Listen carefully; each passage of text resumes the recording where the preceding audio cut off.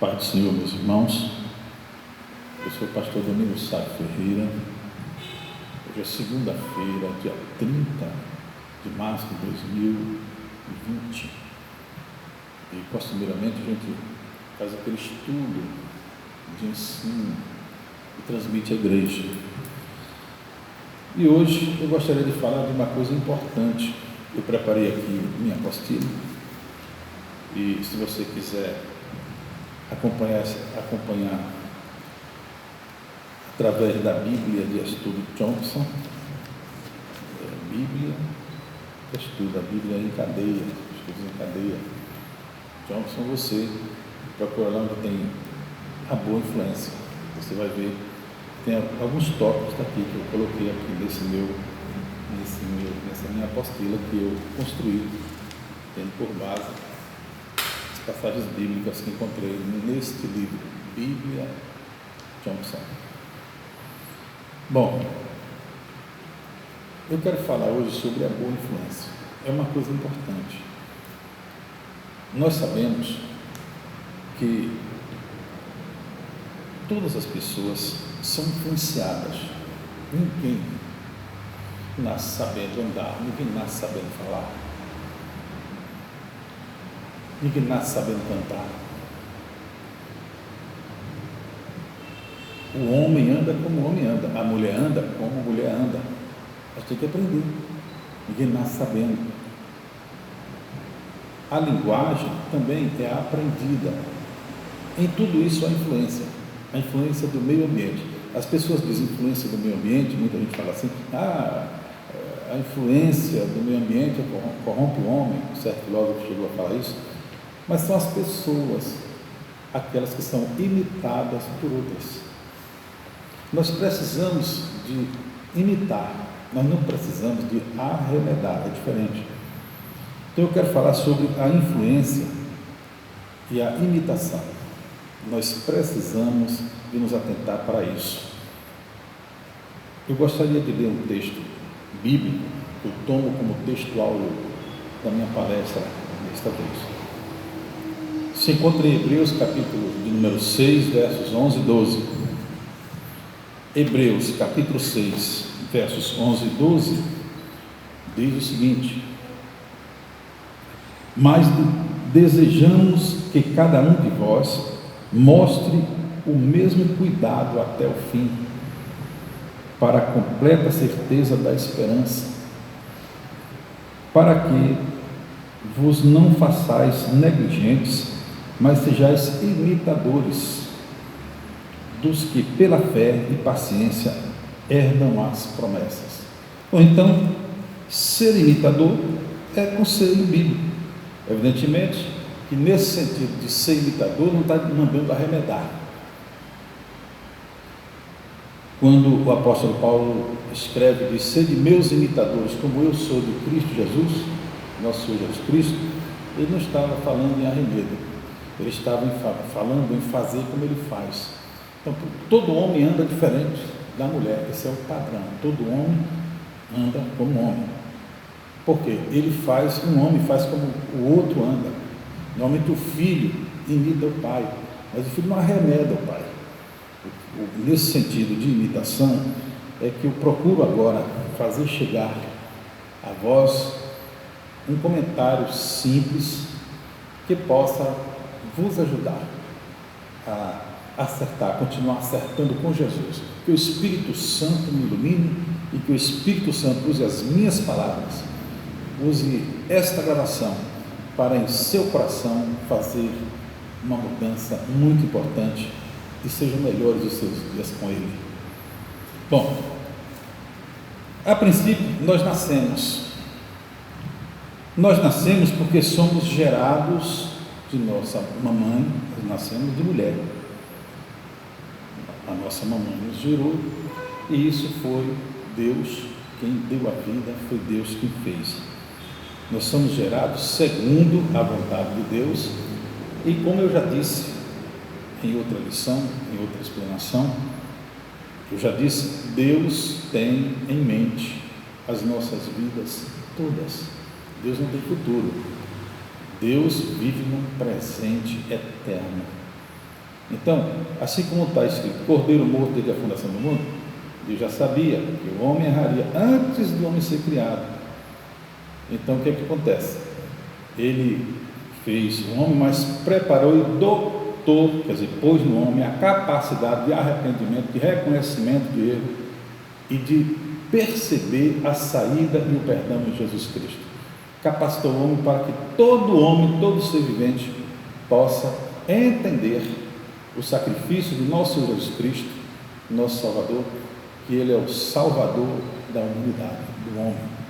Deus não fez ninguém para a perdição, Deus não fez ninguém para lançar no inferno. Todos são predestinados a ir para o céu. Agora, se forem, tem aqueles que querem ser influenciados pela palavra de Deus, influenciados pela igreja dos santos, e tem aqueles que não fazem questão disso, nem querem isso. Se você vai fazer um concurso,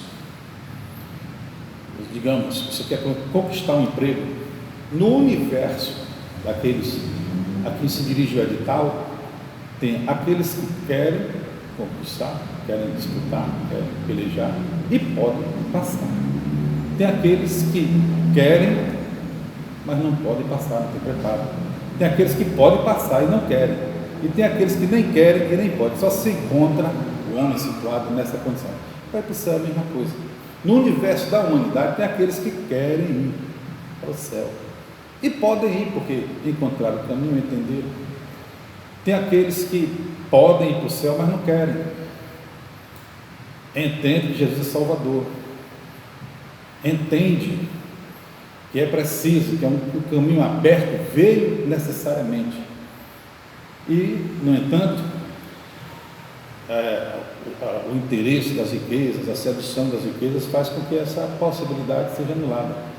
Tem aqueles que querem, mas não podem, porque o coração não suporta a aflição, não suporta a perseguição, vindo a perseguição é muito dura para ele, não entra no coração, ele facilmente nega, desfaz daquilo que aprendeu e rapidamente se desvia. E tem aqueles que nem querem nem podem, que além de não poder, não se interessam, não querem nem saber, não querem saber do precioso caminho. Então, é só ler a palavra da semente. O semeador saiu a semear, a palavra do semeador. Aí você vai encontrar essas 4 condições perfeitamente descritas ali naquela passagem. Mas no seu caso, eu estou falando com você que está entre os que podem e querem. Aí esses são aqueles que estão na igreja, são aqueles que estão procurando a cada dia se aperfeiçoar, estão levando a sua cruz. E também essa palavra minha é dirigida àqueles que querem entrar no céu, mas não podem, porque não conseguem se manter na igreja, qualquer tribulação é motivo de não querer mais na igreja, qualquer aborrecimento, não quer mais voltar para a igreja, o coração está duro, não aguenta perseguição, não aguenta nenhum desafio de tribulação ou de provação que lhe sobrevenha. E tem aqueles também que podem, mas não querem, porque aceitam a Cristo, professam que aceitam a Cristo, mas o mundo é mais importante, o vício é mais importante, os jogos, os atrativos do mundo são mais importantes. Então, eu quero falar para principalmente para essas 3 classes, os que nem querem nem podem. Eu quero até fazer um apelo aqui: não mude, não desligue o seu computador, não desligue o seu celular, não deixe de ouvir, escute um pouco, que eu estou a seu favor. Nenhuma pessoa pode pregar o Evangelho contra você, contra quem quer que seja. Toda a palavra do Evangelho, toda a Bíblia é sempre a favor, é sempre para ajudar. Dizem até que a Bíblia é um livro, toda a Bíblia, já ouvi alguém dizer que a Bíblia é um livro de autoajuda, mas eu quero dizer, é o livro da ajuda de Deus para o homem, é o livro da palavra de Deus que supera o conceito de autoajuda.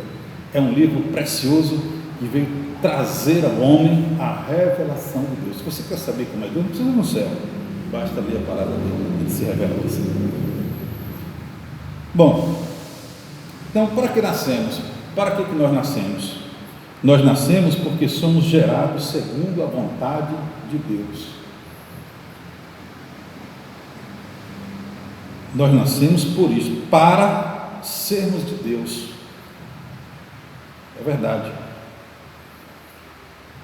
Lá no livro do profeta Ezequiel, capítulo 18, verso 4, está escrito: eis que todas as almas são minhas, como é a alma do Pai, assim também a alma do Filho é minha.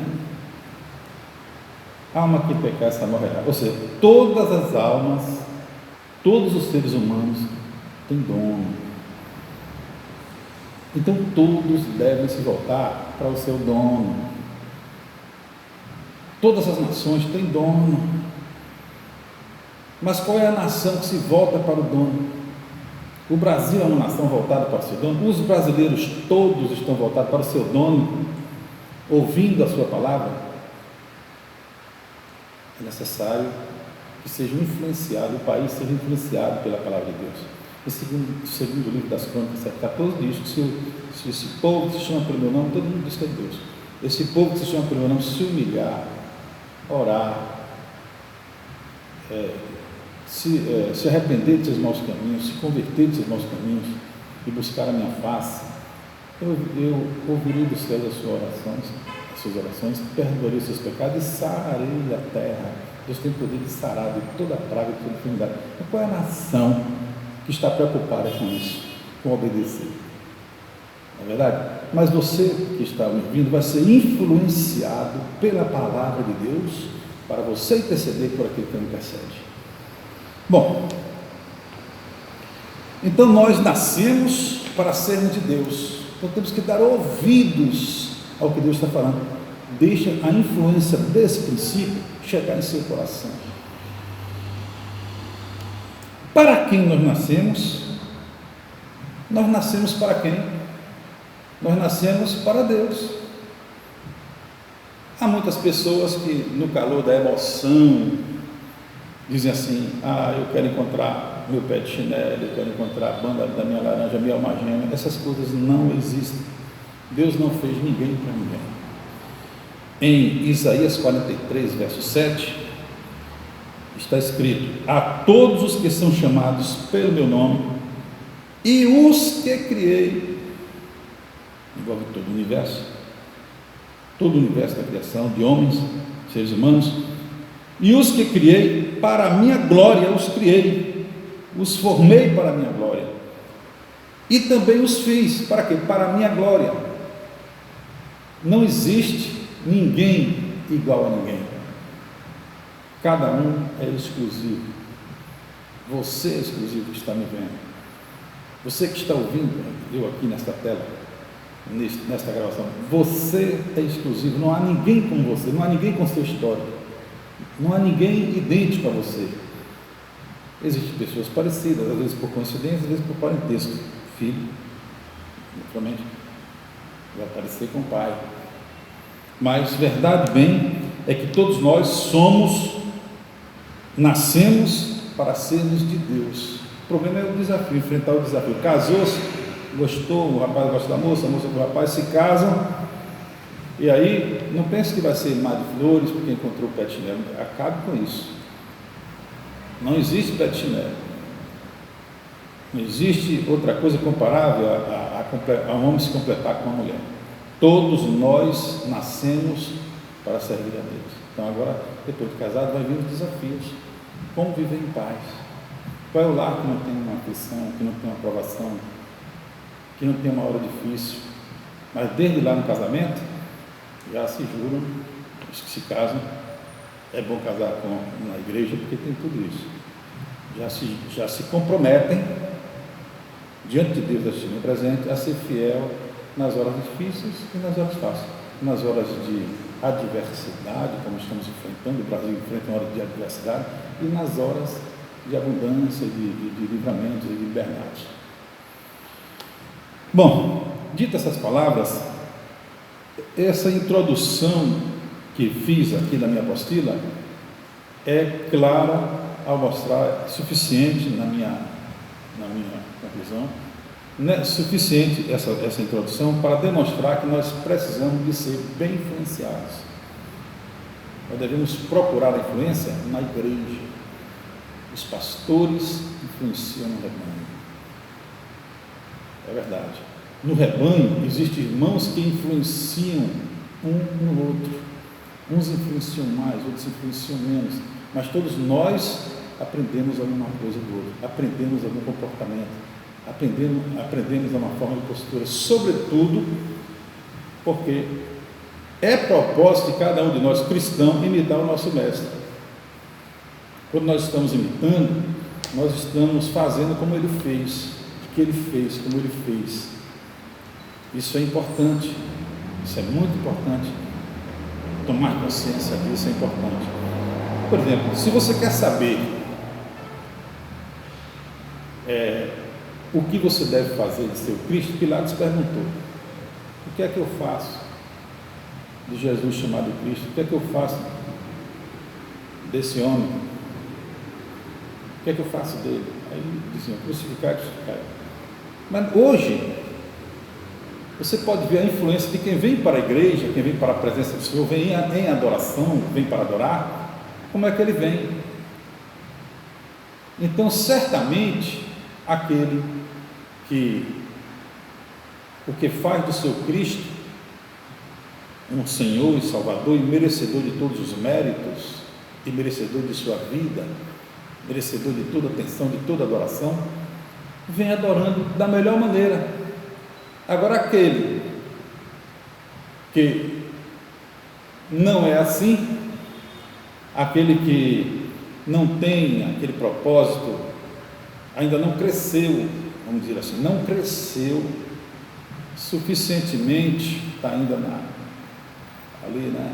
A vereda do justo é como a luz da aurora, que vai abrindo, clareando até ser dia perfeito, está escrito no livro dos Provérbios. Então ele ainda está lá nas 4 da madrugada, 4h30, ainda não está suficientemente claro. Aí ele vem pegar de qualquer jeito, anda de qualquer maneira, mas quando chega no culto de doutrina, o pastor tem o dever de ter estado já de joelhos, pedindo a Deus a unção necessária para que ele diga palavras e essas palavras faladas sejam influenciadoras, para que a pessoa vá deixando aquelas coisas e vá melhorando.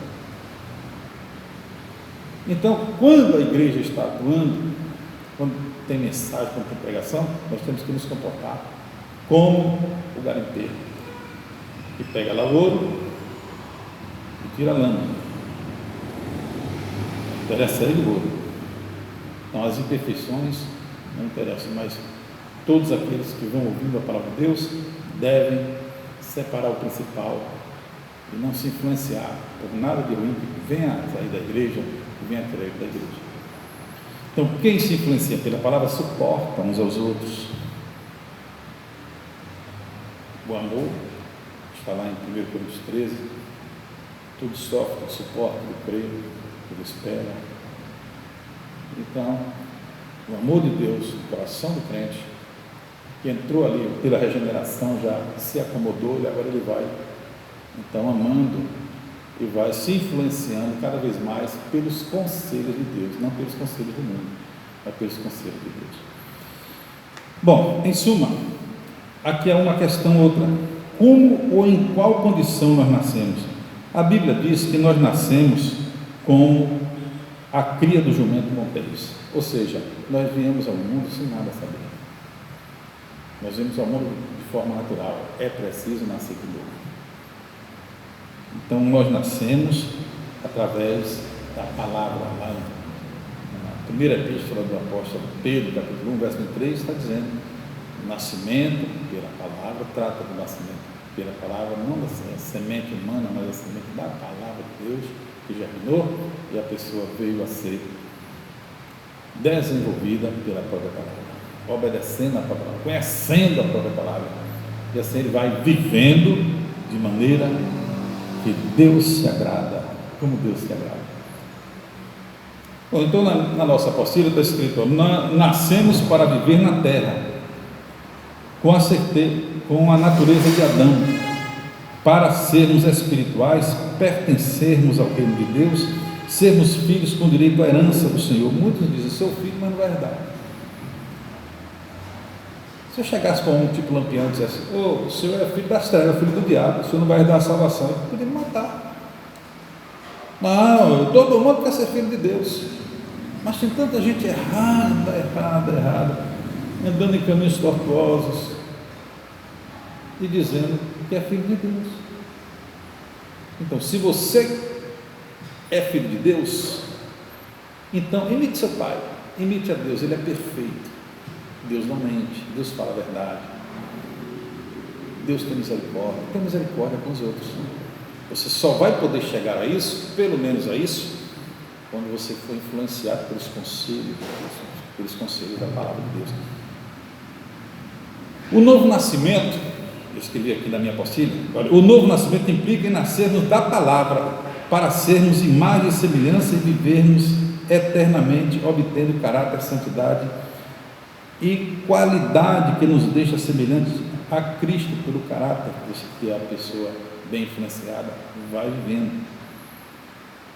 Olha bem, olha aqui o que diz a palavra de Deus nesta apostila, veja bem. A boa influência é salvadora. Então, se você é um crente que ama ao Senhor e obedece seus caminhos, você certamente precisa de ver outros também nessa mesma condição, para você se reencorajar. Por isso é importante congregar. Essa ideia, eu vou ser crente em casa, eu vou deixar a igreja, mas não vou deixar Jesus. Isso é um engano, completo engano. Nós precisamos de imitar alguém. Quantas pessoas tem por aí que são conhecidas por nome de outras, porque imitam, verdade? Então, que todos possam ser conhecidos como cristãos, seguidores de Cristo Jesus, porque assim, dessa maneira, nós vamos bem influenciar para que as gerações que vão chegando, as gerações que vão tomando conhecimento da palavra, se influenciem com aquilo que há de melhor, com aquilo que há de melhor proveito, que é o caminho do céu, seguir o caminho do céu, o caminho de Deus, de forma aprovada pelos homens e aprovada por Deus, aprovada pelos que são de dentro e aprovada pelos que são de fora. Então, em 1 Coríntios capítulo 7, verso 16, diz o seguinte na palavra de Deus: porque de onde sabes, ó mulher, que salvarás teu marido? Ou de onde sabes, ó marido, que salvarás tua mulher? Porque pelo exemplo, o marido influenciando bem na mulher que ainda não é crente, ela pode se ganhar por ele. E igualmente, a mulher pode ganhar o marido pelo procedimento, pela firmeza de esperança, de continuar crendo em fé, contando as bênçãos, as maravilhas, porque Deus não deixa ninguém vazio. Tem sempre alguma coisa boa. Todo crente tem mensagem. Todo cristão que aceita Jesus tem mensagem. Deus não deixa ninguém vazio. Então, a mulher pode influenciar e ganhar o marido que não é crente. E aí vem a salvação por meio dela. E o marido pode ganhar a mulher. Então, os pais podem ganhar os filhos os pais, e assim sucessivamente. A boa influência é inspiradora. Olha o que está escrito aqui em 2 Coríntios, capítulo 9, versículo 2: porque bem reconheço a vossa presteza, na qual me glorio junto aos macedônios, dizendo que a Acaia está preparada desde o ano passado, e o vosso zelo tem estimulado a muitíssimos. Então, aquele que é zeloso pelo conselho de Deus, pela palavra de Deus, pela adoração. Sabe o que é adoração? Tudo que você faz se envolve na entrega para Deus, é adoração. E você é livre para se aperfeiçoar.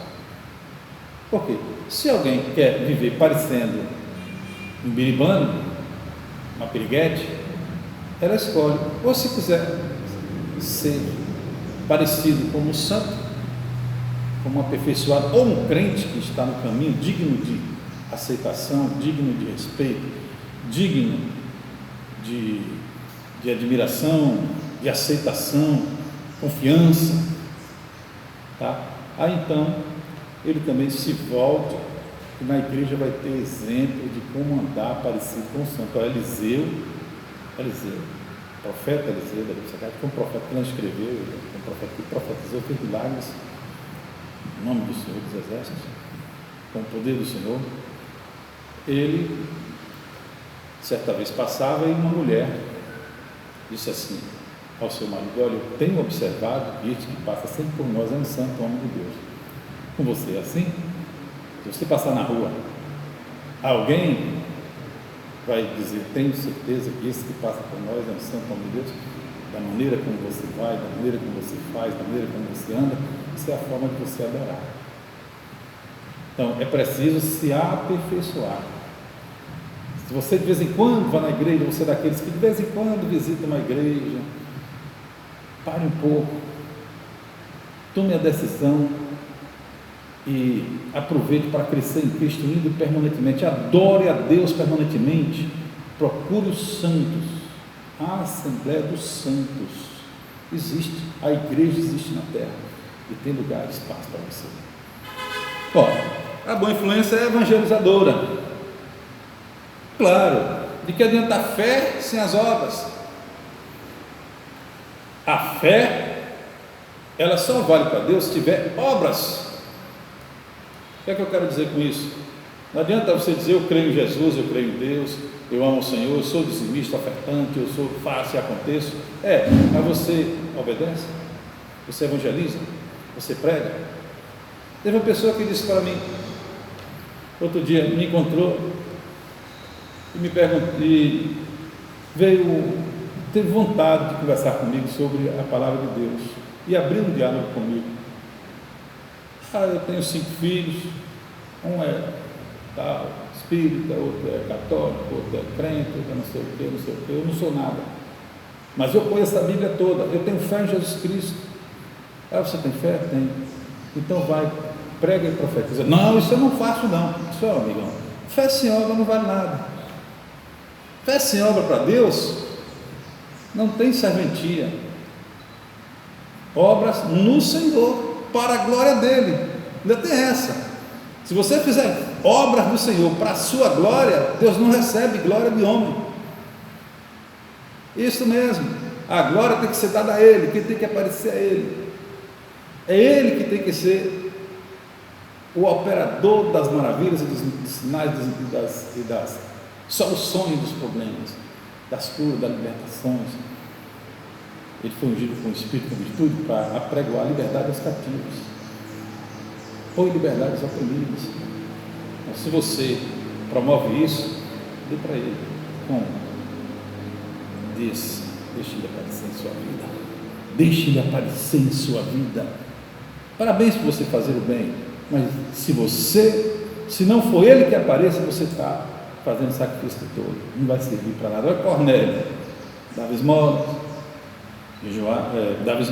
ajudava muitos povos judeus, mas não tinha recompensa nenhuma, só servia para a memória as orações que ele fazia. Mas quem tem que aparecer no ato do homem, o que o homem faz, é quem fez o homem, e para o que ele foi feito, para a glória dele. Você foi feito para a glória de Deus, você foi feito para a glória de Deus. É uma grande coisa, uma grande coisa. Então, a boa influência é evangelizadora. Olha o que está escrito em 1 Tessalonicenses capítulo 1, versículo 8. Porque por vós soou a palavra do Senhor, não somente na Macedônia e Acaia, mas também em todos os lugares a vossa fé para com Deus se espalhou, e de tal maneira que já dela não temos necessidade de falar coisa alguma. Olha só, que testemunho do apóstolo vivo para a igreja de Tessalônica, que não é nenhuma das 7 do lado de Apocalipse. Veja como são as coisas, veja como Deus faz, veja o trabalhar do Senhor, o Espírito Santo mobilizando a igreja, e a igreja influenciando uns nos outros, uns membros nos outros membros, e todo mundo participando. Aí vem aquela alegria. Quando Filipe foi pregar em Samaria, veja lá em Atos 8, quanta alegria houve naquela cidade, que influência. os trabalhos, a pregação de Filipe,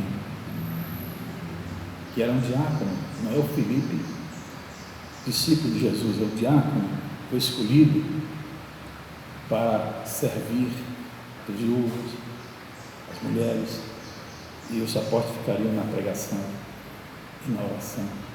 Fala em Atos 6. Então, aquele Filipe influenciou grandemente naquela cidade de Samaria, e havia sinais e maravilhas. Você conhece alguma pessoa que quando entra numa cidade faz isso hoje? Então é você que Deus quer usar para fazer isso. Então vamos crendo e deixando a palavra nos influenciar para que a gente chegue lá. É verdade. Então vamos, os tessalônicos crentes formavam uma igreja que saía para levar a palavra de Deus, não se comportando dentro de quatro paredes. Aqui escrevi aqui na nossa apostila. Tinham entusiasmo, demonstravam bravura, e isso acontece quando nos planos para com esta vida é trocado na prática pelos planos oferecidos por Deus para com a vida eterna, trabalhar, descansar e tal. Aqui na terra não é nosso lugar verdadeiramente de descanso. O nosso descanso é no sábado da vida eterna, do gozo eterno dos santos. Ainda no sábado, está escrito. Ainda existe um descanso nos esperando. Se nós formos fiéis, seguindo a Jesus, chegaremos lá. Eu disse certa vez para um mancebo de qualidade: vende seus bens, dá aos pobres, e terás um tesouro no céu. Coisa boa. Jesus mandou eu vender, estou vendendo. Ele diz: vem e segue. Não adianta fazer e não seguir, não obedecer a Jesus, não ir com ele, não levar a cruz. Então a palavra de Deus está me influenciando e lhe influenciando a não deixar a cruz. Não deixe ninguém derrubar a sua cruz com palavras torpes, com palavras que não sejam encorajadoras, desanimadoras, palavras desanimadoras, mentiras. Então, ser firme na fé, ser valente, está que Deus vai lhe dar uma grande recompensa. A boa fé é próxima. Você será lembrado pelo que você fez, pelo que você faz. A mulher que quebrou o vaso de alabastro é lembrada em todo mundo pelo que ela fez. E Abel também é lembrado. Lá em Hebreus 11:4 diz: pela fé Abel ofereceu a Deus maior sacrifício do que Caim, pelo qual alcançou testemunho de que era justo, dando Deus testemunho dos seus dons, e por ela, depois de morto, ainda fala.